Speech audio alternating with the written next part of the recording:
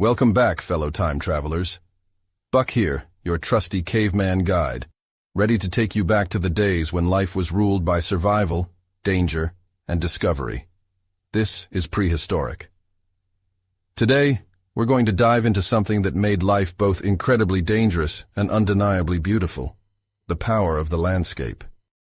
You see, when we lived in the prehistoric world, nature wasn't just something you admired from a distance. It was something you were always interacting with. Every step you took, every path you followed, was a conversation with the land.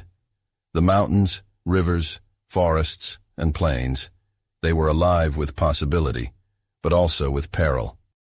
To survive, you had to learn to read the land like a map, understand the patterns of nature, and adapt to the ever-changing conditions that were always one step away from being your downfall.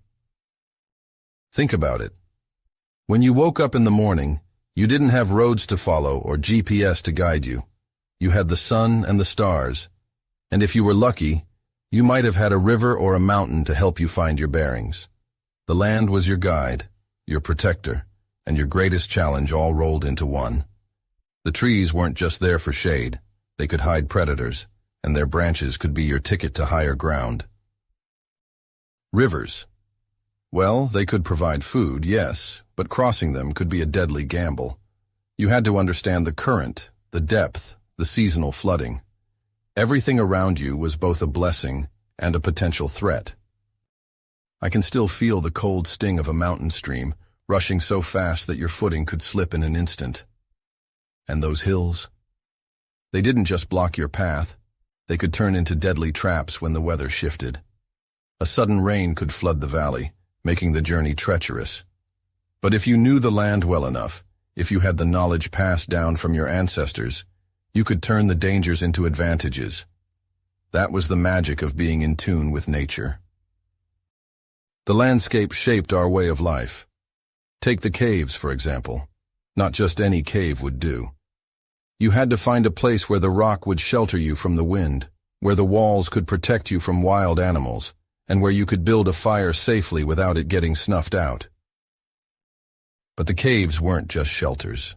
They were sanctuaries, where we left behind stories on the walls, marking our victories and our lives for future generations. Every painting, every carving, was a testament to the deep relationship we had with the land. It wasn't just about surviving in the landscape. It was about living within it, becoming part of it. And let's not forget the plains, the vast, endless stretches of grass and open sky. These were the hunting grounds, where animals like mammoths roamed free, where we learned to track, to move in unison as a tribe. The flatlands didn't just give us space, they gave us opportunity.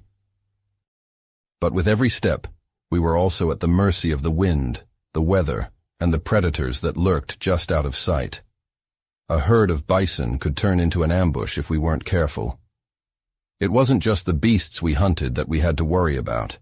The very land beneath our feet could be a silent enemy. Every season brought something new. Spring was for rebirth, the earth waking up after a long, cold winter, animals emerging from hiding, and food becoming abundant once again. Summer was a time of plenty, but it was also a time of heat, of sunburn, and drought. Fall brought the migration of animals and the shift in the air as the earth prepared to sleep, while winter was the harshest, the coldest, a time to huddle close, to ration, to survive the freeze. The land didn't care whether we lived or died, but it shaped everything about who we were.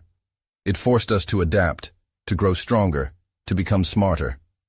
We learned to use the materials around us, wood, stone, bone, to make tools, build shelters, and protect ourselves. We had to understand the seasons, the migration patterns, the animals we depended on. We learned to live with the land, not just on it. The world we lived in back then wasn't the easy, cushioned world of today. It was raw. The land wasn't just something you walked over. It was the lifeblood of everything. And if you wanted to survive, you had to learn how to dance with it. If you enjoyed this, don't forget to smash that like button and hit subscribe.